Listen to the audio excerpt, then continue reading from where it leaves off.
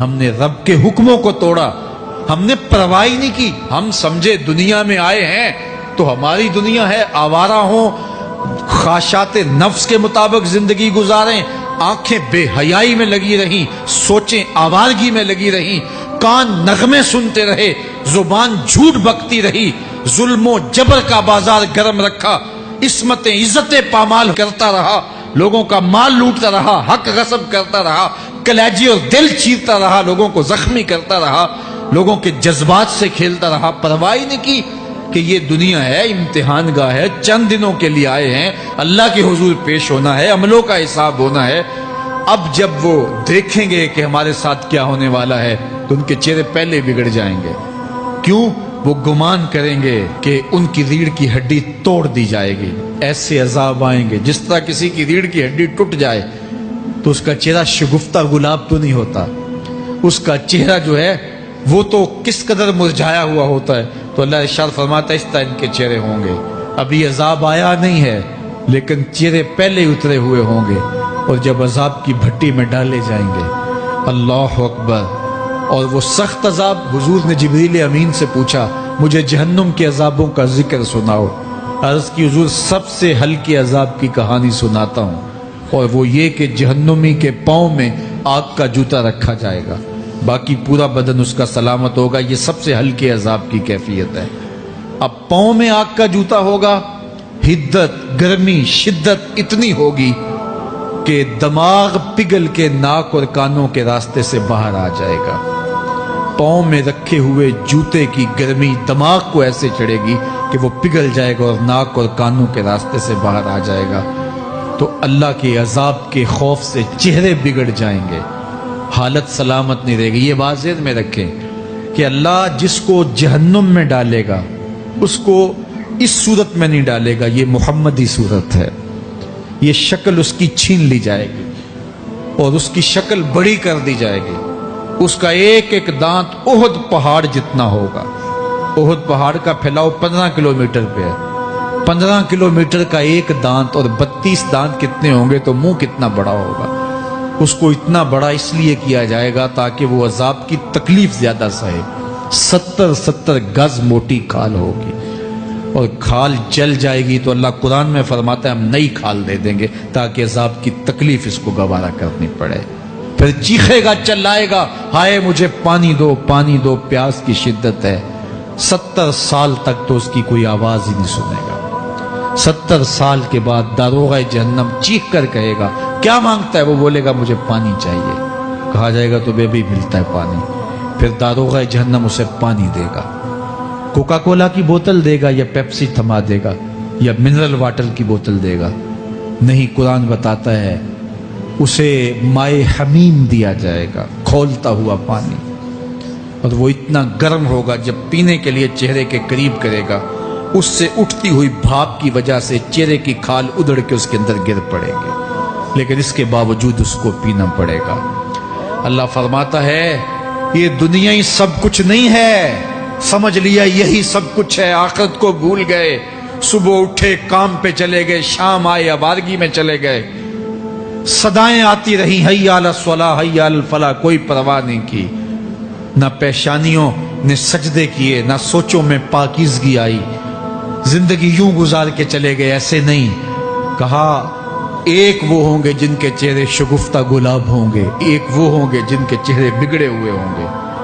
اللہ اکبر، کلا اذا بلغت التراقی، یہ تو قیامت کا منظر ہے نا، قیامت سے قبل بھی ایک منظر ہے، اللہ اس منظر کو بھی بیان کر رہا ہے، کلا اذا بلغت التراقی، ہاں جب جان گلے کو پہنچ جائے گی۔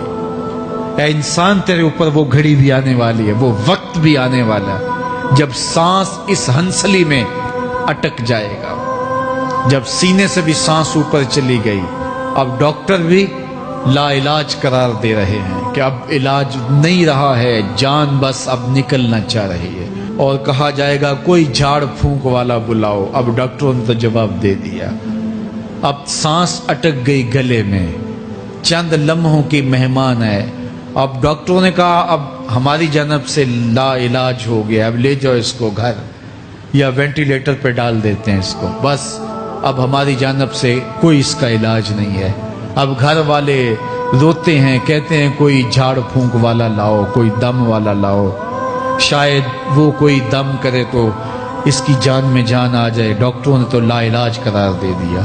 وَظَنَّ عَنَّهُ الْفِرَاقِ. اللہ فرماتا ہے یہ تو جھاڑ پھونک والے کو ڈھونڈ رہے ہیں, لیکن جس کی سانس یہاں اٹکی ہے وہ سمجھ گیا ہے اب موت آ گئی ہے.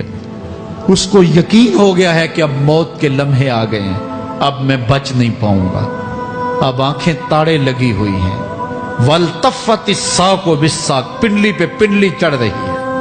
جب موت آ جاتی ہے تو پھر پنڈلی سے پنڈلی لپٹ جاتی ہے, اس کو پھر جدا کرتے ہیں اور جدا کر کے دونوں انگوٹھے باندھ دیتے ہیں تاکہ پنڈلی کے اوپر پنڈلی نہ چڑھے.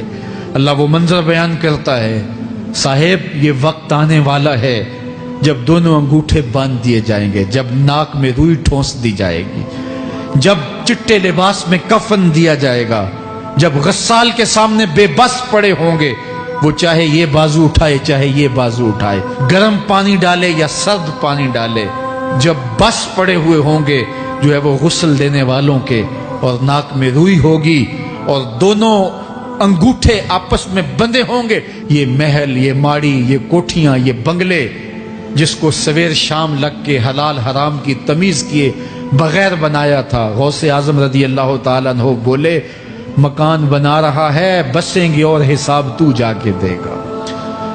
اور یہ تو ایک رات بھی تجھے اس گھر کے اندر نہیں رکھیں گے کہ چلو ایک رات مہمان رکھ لیں. کہتے ہیں نہیں نہیں, مہمانوں نے بھی جانا ہے تو جلدی کرو, اس کو سپرد کراؤ.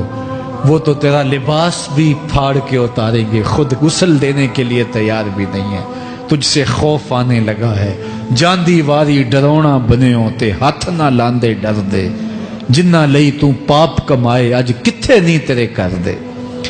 آج تو وہ تیرے ساتھ تجھے غسل دینے کے لیے آمادہ نہیں ہے.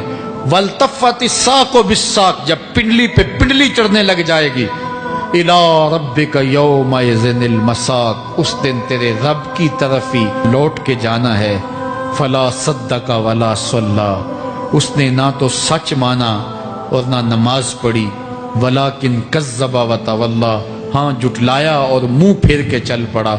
ثُمَّ ذَهَبَ إِلَىٰ أَهْلِهِ يَتَمَطَّىٰ. پھر اپنے گھر کو اکڑتا ہوا چلا. اولا لک فاولا ثم اولا لک فاولا. تیری خرابی آ پہنچی, ہاں تیری خرابی آ پہنچی. ایحسب الانسان ان یترک سدی. انسان دنیا میں یہ گمان کرتا ہے اس کو سدا چھوڑ دیا جائے گا. سدا عربی میں ایسے اونٹ کو کہتے ہیں جس کی مہار کسی کے ہاتھ میں نہ ہو. شترے بے مہار, جہاں مرضی جس گھاٹ سے چاہے پانی پیے, جہاں سے مرضی چارہ لے, تو شترے بے مہار کو کہتے ہیں سدا. تو یہ انسان بھی گمان کرتا ہے کہ میں بھی سدا ہوں, مجھے کوئی کیوں پوچھے, میرے جذبات پہ کوئی کیوں قدغن لگائے, مجھے کیوں روکے کوئی. بالخصوص جوانی کے ایام کے اندر جوان کو بڑا ہوتا ہے کہ کوئی مجھے کیوں, وہ تو ماں باپ کے کہنے میں بھی نہیں آنا چاہتا. وہ کہتا ہے کیوں مجھے روکتے ہیں, میری جوانی ہے, میرے جذبات ہیں, مجھے آزادی سے جینے دو, کیوں میرے راستے میں رکاوٹ بنتے ہو, میں سدا ہوں.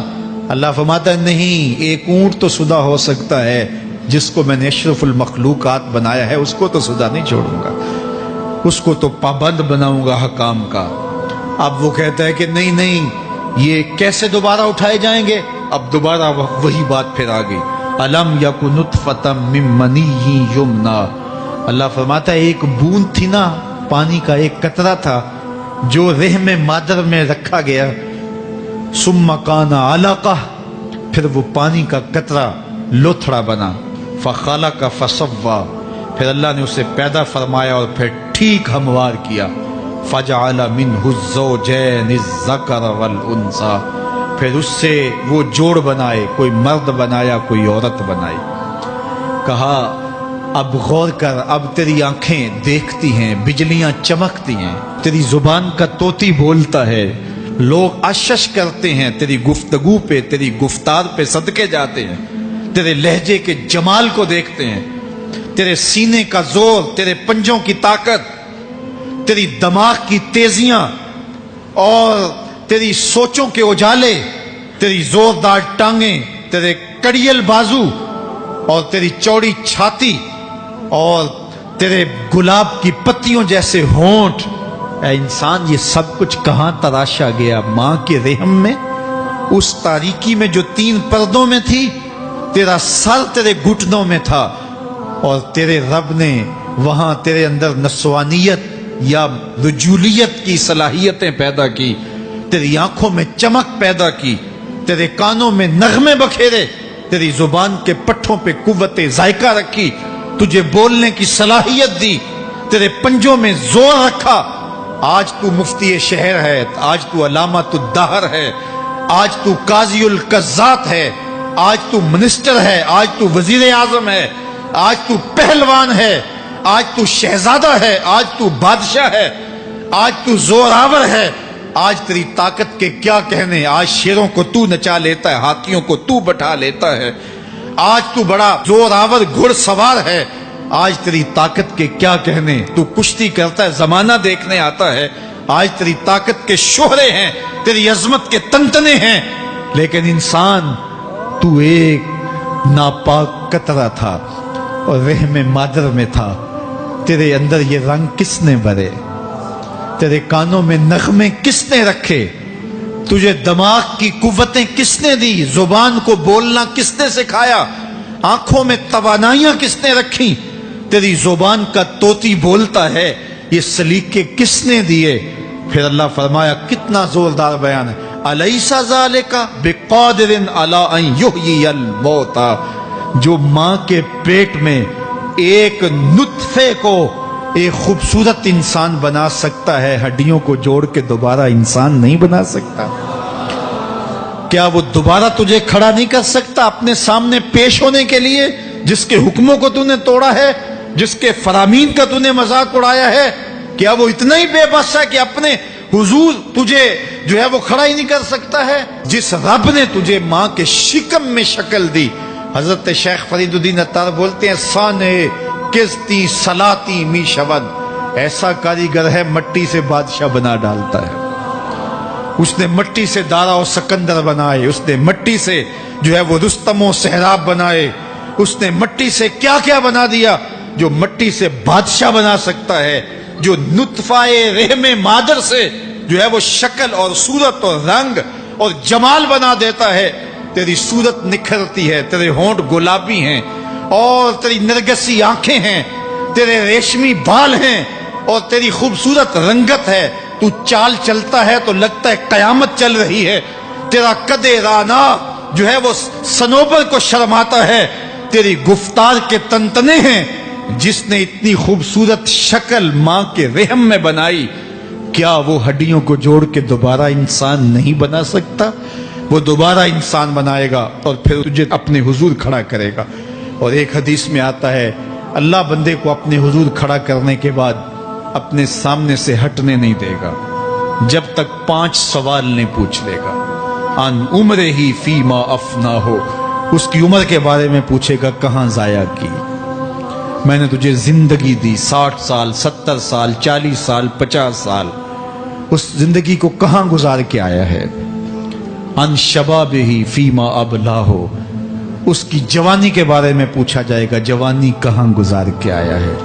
مجنوں تو نہیں بنا رہا، خواہشات کا اسیر تو نہیں ہو گیا، دیوانوں کی طرح زندگی تو نہیں گزار کے آ گیا؟